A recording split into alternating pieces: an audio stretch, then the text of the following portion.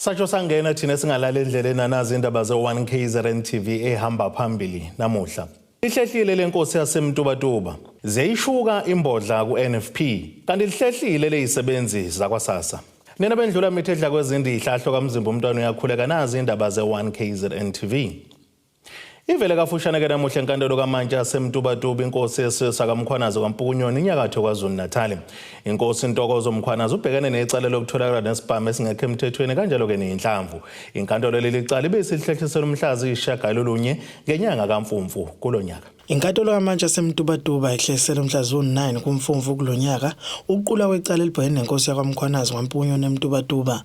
Inkosi Ntokozo Mkhwanazi ubevele kokuqala kule nkantolo ubhekene necala lokutholakala nesibhamu esingekho emthethweni kanye nenhlamvu. Wabanjwa ngamaphoyisa ngonyaka ka-2024 kwaSomkhele eMtubatuba. Leli cala imbangela ukuba lidonse ukuhlala kwalo. Amaphoyisa abesaqhubeka nokwenza uphenyo. Inkosi uMkhwanazi uvela nje enkantolo kunamalungu omndeni aphikisana nokuthi uyinkosi esemthethweni akhona ondangivalwa ngaphandle nokuthi ke asemfanele isihlalo aveza nokuthi ke konke lokhu kwenzeka nje njengoba singamfanele isihlalo sobukhosi. Imizamo yokuthola ukuphawula komkhandlu ayiphumelelanga. Ezindabeni ze1 KZN TV kuba inkosi Nhle Mthembu eMtubatuba. Iqembu le-National Freedom Party NFP kulesifundazwe libambe isithangami nabezindaba ukuzokhuluma kabanzi ngezinto zangaphakathi ezithinta leli qembu njengoba kunenqwaba yamalunga leli qembu ajoyina iqembu le-IFP. Lesithangami sabezindaba besibanjelwe eThekwini namuhla. Mbukele ekhaya siyabanga isikhathi sakho sinosihlalo we-NFP kwisifundazwe KwaZulu-Natal uMbali Shinga nophinde bongqongqoshe womnyango zokuthuthukiswa komphakathi esifundazweni KwaZulu-Natal eShamthetho. Ziningi izinto ebekade zidingeka kusona lesi sithangami sabezindaba ezinezazo nje esizoyigoqa kafushane. Mhlawumbe ngaphambi kokuthi siqhubeke mamshinga ke siqale siqinisekise umbukelo sekhaya usawuyena usihlalo we-NFP KwaZulu-Natal. Kuzokhumbuleka ukuthi makwenzeka zonke lezi inkinga ngaye enkantolo kuyofuna iprotection ukuthi udaba lihamba kanjani. So inkantolo yangibuyisela ke ngosihlalo we-NFP lapha KwaZulu-Natal ngiyilunga leParliament ngu-MEC we-Social Development. Shinga nenza lesi sithangami sabezindaba kusele izinsuku ezincanyana nje ngaphambi kokuthi uIEC ovale indaba yokulethwa kohlu labantu abazonimela ku-NFP kodwa kubonakala ngempela sonto nishiwa amalungu wenu okubalwa nosihlalo kazwelonke simbone eshiya eyojoyina eyojoyina iIFP ekubeni futhi esawumeya lapha eDumbe kungayona kuphela baningi abamalungu eNFP sibabone bejoyina iIFP. Mhlawumbe ukubheka zinlimaza kangakanani izinto ezifana nalezi njengoba kubheka okhethweni nokuthi senambe ibanga engakanani ukulungisa uhlu lwamagama abantu abazonimela okhethweni lokuhlen basekhaya njengoba kusele 3 to 4 days. Enye ke yezinto eyenza ukuthi size sibe nalesithangami ikona ukukhathazeka kwabantu beNFP lapha KwaZulu-Natal ngaleso zima abayibonayo ukushiywa kwamalunga abevele eshiya amalunga kodwa kusho ukuthi lokho kube emehlweni nabo mase kuhamba nabantu abahola abaqavile ukuthi ke kwenzakalana abantu bayabuza ukuthi yini kwenzakala usikuphi njengamanje. So ke ngikuthatheleke ukuthi kube umthwalo wami njengomholi weNFP esifundazweni ukuthi ngizobachazela abantu ukuthi no kubalulekile ukuthi sihlale ngaphakathi silungise inkinga lokho abanganelisekile ngakho bakwazi ukuhambisa kwi-leadership baqhubeke futhi ba-challenge ama-processes kunokuthi badikibale bashiye njengoba ke sazi ke kulungisela uhulumeni wasekhaya zinkulu inkinga ezihaqe leyo process leyo yokuhlonza abantu abazosimela ezinye zazi lezi ezenza ukuthi laba abanye abaholi baze baphume because ubuholi bukazwelonke okuyikona okungamele lo hlelo bulithathile balenza laba iloko ekuthiwa ama-factions uqembu abanye bayatshelwa nje ukuthi wena ngoba naku umuntu kaShinga ngeke uze ungene uyabo. So lezo zinto ke izona ezingisukumisile ukuthi nabo ubuholi ngibuchallenge as well as abantu ukuthi no isikhathi sibalekile lesokuthi sitholane to preserve ilegacy kaVizet Magwaza Msibi. Uzongenela ukhetho lohulumeni basekhaya. Ngicela lo mbuzo uyise-national. Okay, sabongakhuluma ngesikhathi sakho. Ngiyabonga nami ukuthi sibe khona. Alright. Mbali Shinga ongusihlalo we-NFP kwisifundazwe KwaZulu-Natal bekade sikhulumisana naye kulandela isithangami sabezindaba bekade sibambe khona namuhla. Kude boHosibisi kwezindaba ze1 KZN TV ku channel 261 ngiseThekwini. Kuhlehlisela umhla zimbili kulezi ukuyiswa kwesigwebo sabasebenzi abathathu bophiko lezimpesheni uSASSA kulesifundazwe saKwaZulu-Natal. Labasebenzi balahlwa amacala ali-135 okukhwabanisa impesheni abantu abakhubazekile. Umbizeni Mdlalo osokhulumela iSASSA uthi lobu bugebengu balahle kusela lolu phiko lwempesheni imali elinganisela ku-25 million wamarandi. Lihlehlele umhla ka-2 November icala elibhekene nabebengabasebenzi bomnyango wakwaSASSA la esifundazweni iKwaZulu-Natal. Mbukeli-ke ukuzwa kabanzi ngalokho sinake okhulumelayo nake ihhovisi lakwaSASSA khona lapha esifundazweni. Mr Mbuzeni, mhlawumbe nje sicela usibeke esithombeni ukuthi njengoba namhlanje kade size kulona icala mhlawumbe kwenzakaleni. Singakusho ukuthi okwenzeke namhlanje besilindele ukuthi kuzothulwa isigwebo kulabo bantu ababethintakala enkohlokalweni elinganiselwa imali u-25 million. Le nkohlakalo ke yayenzeka ehhovisini lethu elisempangeni okuthiwa ingwelezane local office lapho khona okwathi ngo-2008 kwabulawa umphathi wehhovisi owafike waveza inkohlakalo ekade yenzeka eofisini. Emva kwalokho kwabe sekungenela abophiko lwe-SIU baphinde balithatha udaba balinikeza ama-Hawks ke abe esebopha abantu abawu-8. Kulabo bantu ke abawu-8 ababili kwakuwodokotela bese kuba ama-officials abama-former officials akwaSASSA. Kulabo awu-8 abawu-2 badlule emhlabeni sebashona, and then bese kuthi odokotela ba-acquitta, which means ukuthi batholanga bengenamacala. Then abathathu base betholakala benecala, oyedwa ke waba ufakazi kahulumeni noma we-state. So ke namhlanje ke besilindele ke ukuthi kuzokhishwa isigwebo. Ke uye lona ke okhulumela wona ke umnyango wakwaSASSA khona lapha esifundazweni kwaZulu-Natal.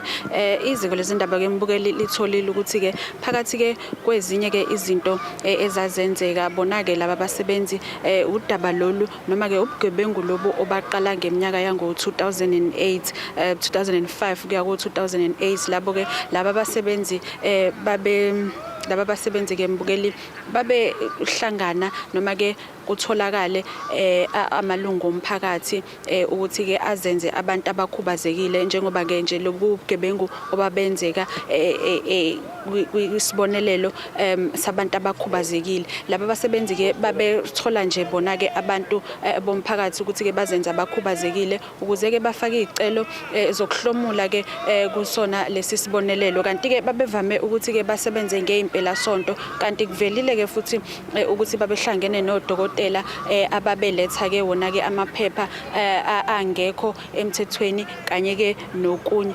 Laba ke ababoshiwe babhekene ke namacala abalelwa ke ku 130 abalela ke kumacala awu-135 esewonke, kanti ke bebebhekene ke namanye ke obugebengu wona ke aye ahuqiswa ngenxa yokuthi inkantolo ayikwazanga ke ukuthi iprove ukuthi noma uqinisekisa ukuthi ke mbukeli babekwenza ngempela lokhu.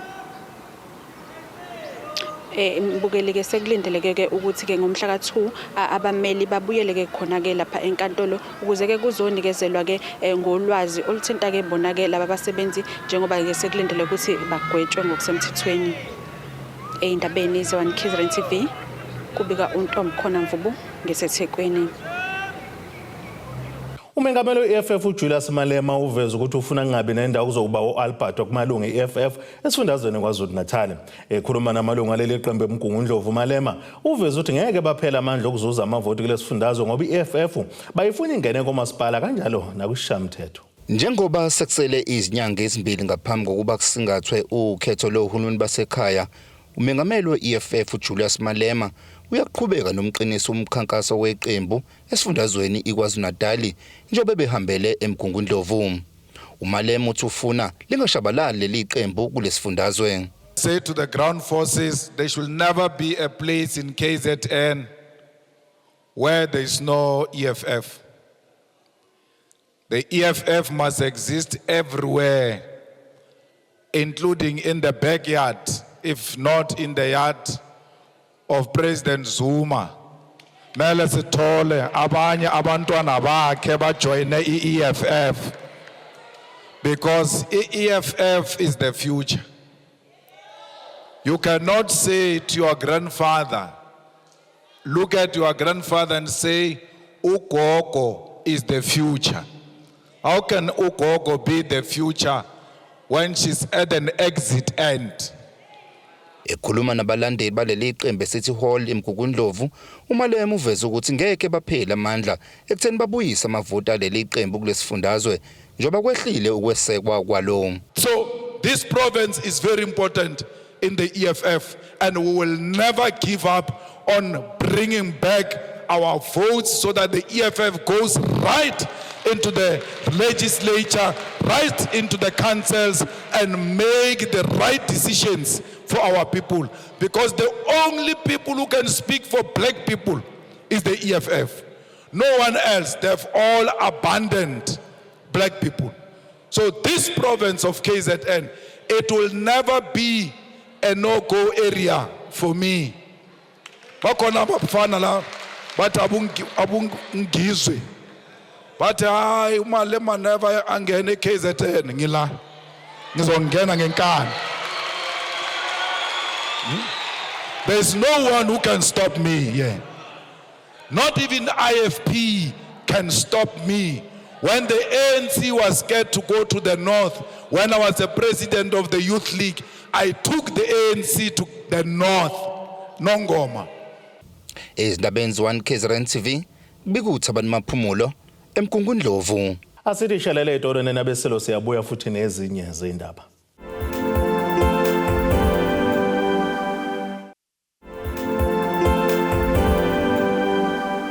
Asibonga siphinde sinamukele futhi kwindaba zethu zo1 KZN TV. Nazo ke zona ehamba phambili namuhla. Ihlehlile lenkosi yaseMtubatuba. Zeyishuka imbodla ku-NFP. Kanti lihlehlile lezisebenzi zakwaSASSA. Abesifazana bebandla lamakatholika abahlangana ke emcimbini eCatholic Women's Gala Dinner bibanjwe ke eThembela Venue empangeni enyakatho KwaZulu-Natal lapho bebegupha khona amandla impumelelo kanjalo nokubaleka kokwesekana kwabesifazane. Lo mcimbi ubuphinde wagxile ekukhulisana abesifazane kanye nokubakhuthaza ukuthi bazimele futhi ke baqhubeke nokuthuthukisana. Abesifazane bebandla lamakatholika abesifazane abavela endaweni ezahlukene benza imisebenzi yahlukene bagqugquzela ukuba bazinakekele hayi kuphela ngokomzimba kodwa ngokomqondo nangokomoya. Lokhu ke kuvezwe ngesikhathi behlangene nalapho ke bekunomcimbi wesidlo sasebusuku salabo besifazane. Udokotela Funeka ngumhleli walomcimbi uthi kubalekile ukuthi abantu besifazane bakhulisane futhi bakhumbuzane ngokubaleka kwabo njengoba ke ebona kunesidingo sokuthi benakekelane ngemphefumulo yabo. Uthi nakubo ukuzilungisa nokugqoka kahle kubalekile kepha ke impilo nengqondo akumele ke kunganakwa.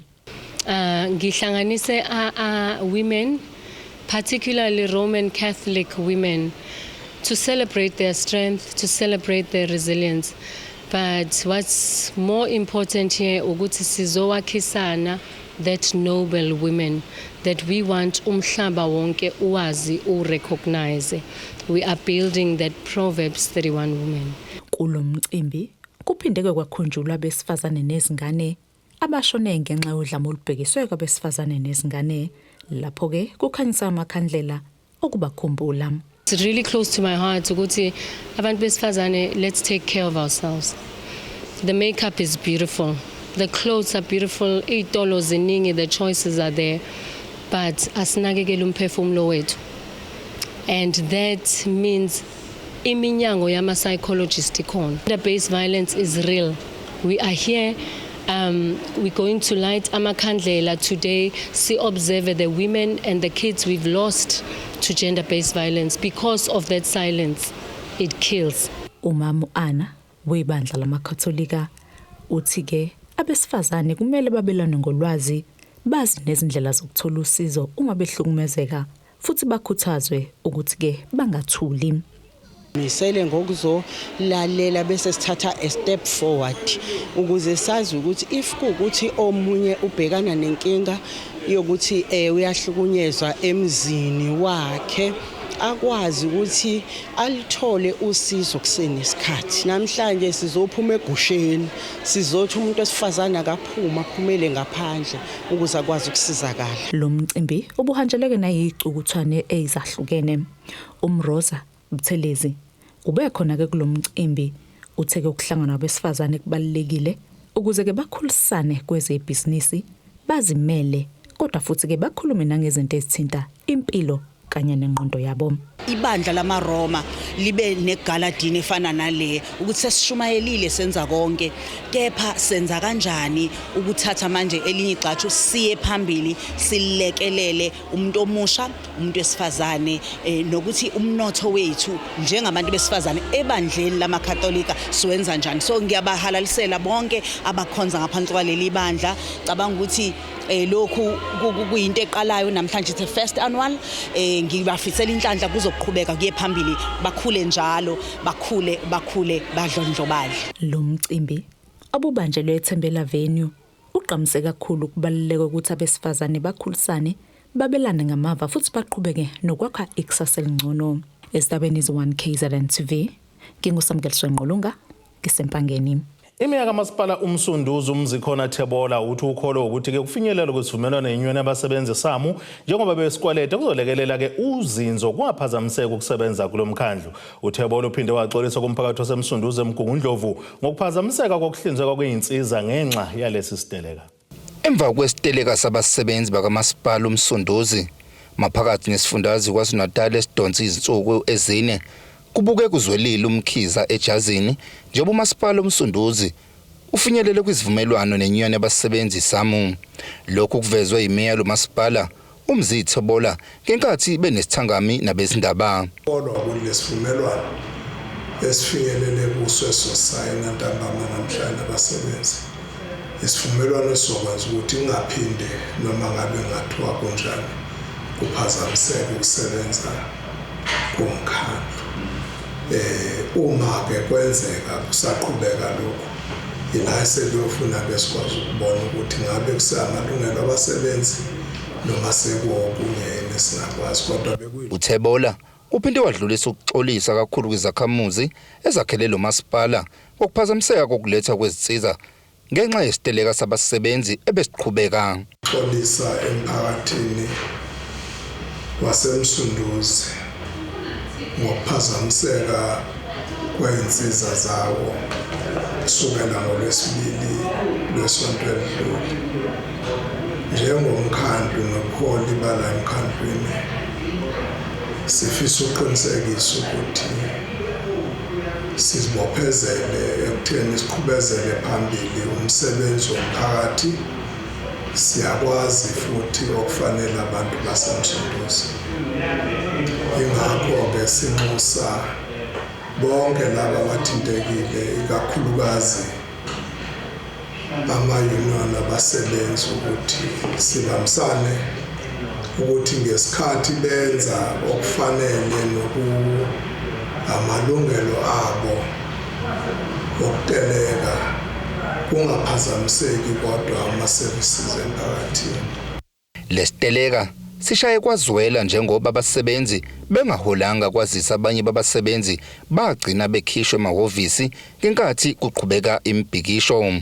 Yize kunjalo imeyiveza ukuthi liyoshonela namuhla abasebenzi sebeyitholile imali yabo. Xolisa ke nakubasebenzi ukuthi bangaholi ngesikhathi. Akukhona ukuthi ngoba umkhandlu ungenayo imali kodwa kuphazamisekile endaweni zokusebenza ngenxa yesiteleka akwangafinyeleleka ema-ofisini. Kahle singakusho also nokuthi kukhona abasebenzi abagcina bephoqwa ukuphuma emsebenzini. Inyunyane iMathu izosungenami kwayo ngenxa yalomkhandlu njengoba abasebenzi bayo bebengeyona ingxenye yesiteleka kodwa kwaphazamiseka nabo ezimalini zabo. Izindabeni z1 KZN TV bikuthi abantu maphumulo eMkungundlovu. Umasipala wesifunda amajuba uhambela umphakathi wakwa-10 entendeka ngaphansi kamasipala keDannhauser enhle KwaZulu-Natal ngenhloso yokwethula usonkontileka umsebenzi wokufakwa kwamamitha amanzi. Lo masipala uthule umsebenzi uzokwenza kube lula ukuba ukwazi ukulwisana nokulahleka kwamanzi kanjalo nokulo msebenzi futhi ke kube sekuhlomula nentsha kule wadi ngamathuba athe thuthu omsebenzi. Imeya kamasipala wesifunda amajuba uThembelihle Mthembu uthi bazokwethula usonkontileka ozofaka amamitha amanzi. Namhlanje silapha ewa10 entendeka. Sihamba ngohlelo lolusasululontshile wa3 la sasithula khona usonkontileka owayezosifakela amamitha asiformalizele ama-informal connections njengoba sazi ukuthi imphakathi eminingi iconnectele emapayipini amakhulu ngama-main pipe kamasipala okudinga ukusidalela inkinga ukuthi sibhekane nenkinga zokuvuzelwa amanzi esikubiza ngokuthi ama-water leaks. Lena-ke ingxenye yoku-addressa lezo zinto sihamba amawadi ngamawadi, saqala eward 3 namhlanje siseward 10 entendeka. Sizokhuluma njalo uhlelo olufanayo umphakathi kugcwele phamayo. Uqhube ngokuthi lokhu kuyingxenye yokonga amanzi kulo masipala. Sichazelile ukuthi sicela sibambisane nosonkontileka iproject ingaphazamiseki bawa raise ama-issues abanawo sawo-addressa as umasipala wasemajuba. Ewa10 kiningi indawo eyivuzayo. Part of it-ke ukuzo-addressa lezo zinto ukuthi sisave imali ngenxa yokuthi kunamanzi avuzayo. Okwesibili u-AG uhlale esithola njalo ukuthi siyahluleka ukucollecta. So kuyiphathi futhi ye-revenue enhancement le project esiyenzayo la sifaka khona amamitha sizokwazi ukumitha abantu ukuthi basebenzisa amanzi angakanani, sikwazi ukwa-accountela amanzi esiwasebenzisile. Sinazo futhi inhlelo-ke eyibhekelelene nama-leaks. Siyayisihambele ey'kolweni siqwashise ama-awareness programs. Sinayo futhi inamba se-call center emajuba wamasipala esinayo ngisho epagini lethu lama-social networks. La inamba itholala khona la abantu abangakwazi ukufona khona bebike iy'nkinga zokuvuza kwamanzi bengabika futhi nasemakhanseleni nakuma-ward committees. Kanti intsha yasentendeka ithi jabule kakhulu ngokuthola ithuba lomsebenzi. Namhlanje umasipala kade silethele uhlelo lokulethelwa amanzi ngendlela yamamitha. So njengentsha ngijabulile kakhulu because ngithola ithuba lokuthi nami ngibe omunye ohlonyuliwe kwabazobe bekhona besebenza ngaphansi kwekontraki ezobifaka amamitha. So ngijabulile nje kakhulu since nje bengasebenzi even though izinto zikhona ekhona but le opportunity nje ngiyithandile ngijabulelile izoshintsha nasentweni eziningi empilweni yami. Kubi kuthobeka dladla ezindabeni ze1 KZN TV eDannhauser. Asiphinde silishelele idolo nenabesilo siyabuya futhi nezinye zendaba.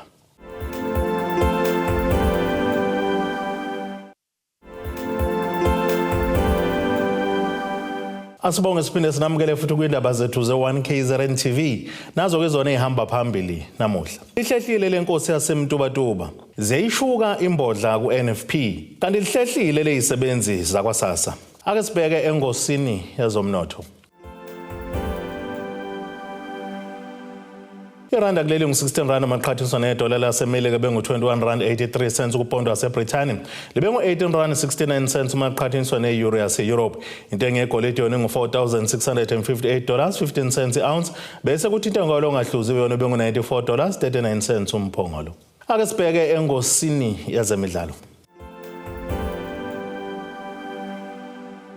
Umqeqeshi weqembu lamaSadawana abafana besitayile eMamelodi Sundowns uMiguel Cardoso uthi bazokwenza konke okumele kuba bakwenze ukuqinisekisa ukuthi bayanqoba umdlalo omlenze wesibili omqhudelwano MTN 8 emva kokuguqiswa keGolden Arrows ngegoli elilodwa keqandeni izolo. Lokhu kubeka amathubeni kamahle ke-Arrows njengoba bidlala ekuhambeni kwazise sibuye nawo kamaphuzu amathathu agcwele nokuzokwenza kube likhuni satshe kumaSandawana ukunqoba ekuhambeni.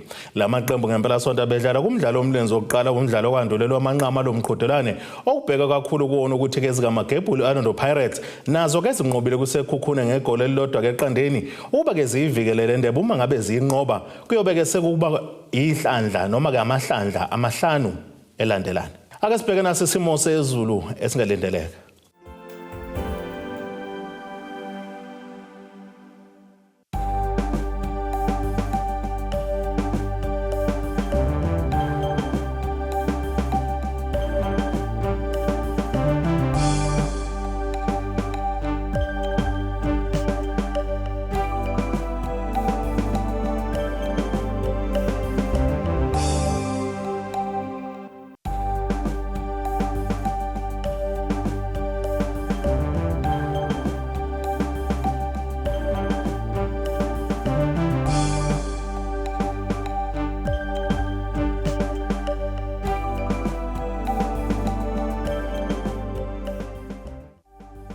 Abethuli bethu bezindaba baxhaswe iThulis Bayview Bridal. Ungabashayela kulezi zinombolo ezivelile.